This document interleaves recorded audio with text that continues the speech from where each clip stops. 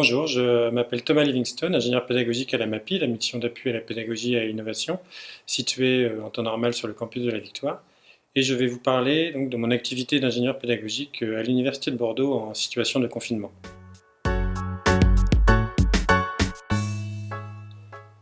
Il est vrai que l'annonce du confinement a été assez soudaine, mais le métier d'ingénieur pédagogique permet malgré tout une certaine flexibilité et peut donc s'exercer à distance sans trop de difficultés. L'adaptation au confinement s'est donc plutôt bien déroulée en ce qui me concerne et j'ai pas eu trop de difficultés à conserver mon rythme de travail habituel. Cela étant dit, mon quotidien est quand même assez chargé, je travaille tous les jours évidemment et je m'occupe de mes enfants qui sont à la maison à plein temps.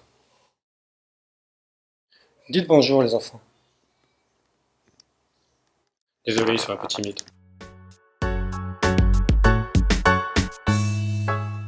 Ceux qui connaissent bien la MAPI savent que l'accompagnement et la formation des enseignants à l'utilisation des outils numériques, et plus particulièrement des plateformes pédagogiques Moodle, constitue une de nos missions principales en temps normal.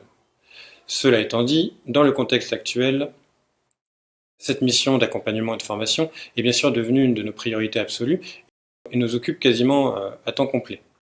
La mise en place de cours sur Moodle, l'organisation d'évaluations à distance a nécessité et nécessite encore pour certains un temps d'adaptation qui est compréhensible, et plus particulièrement pour les enseignants qui n'étaient pas familiers des plateformes pédagogiques jusqu'à présent.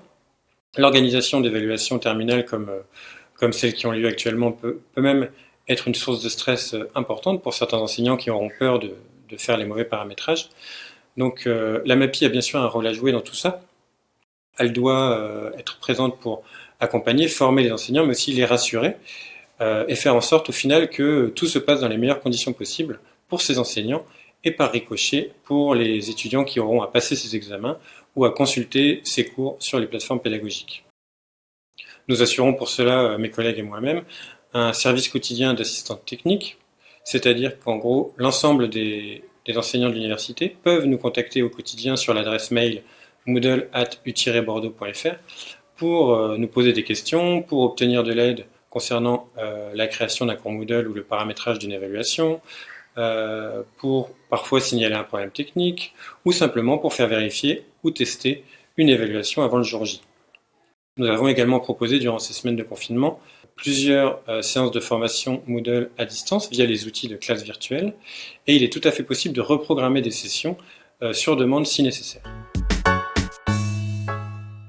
Je dirais simplement pour terminer que si on regarde le bon côté des choses, je pense qu'on peut quand même se réjouir que de nombreux enseignants se soient, en un temps très court, familiarisés et formés à l'utilisation des plateformes pédagogiques Moodle.